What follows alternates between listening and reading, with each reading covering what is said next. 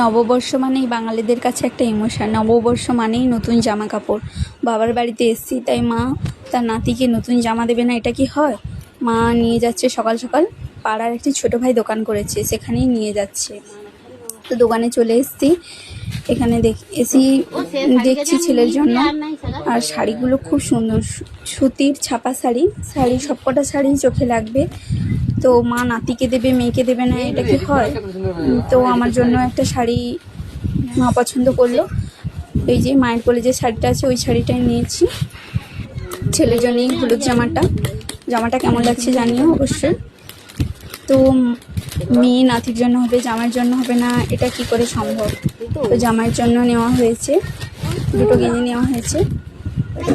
প্রত্যেকটা শাড়ি খুব সুন্দর। এই যে শাড়ির কালেকশনগুলো দেখো বন্ধুরা, দেখো শাড়িগুলো সত্যি খুব সুন্দর। সবকটা শাড়ি চোখে লাগবে। এই ছোট ভাইয়ের দোকান।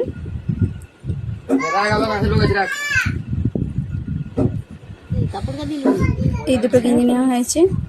তো আমাদের তো জামা কাপড় হয়ে গেল বন্ধুরা। তোমাদের কাদের কাদের জামা কাপড় হলো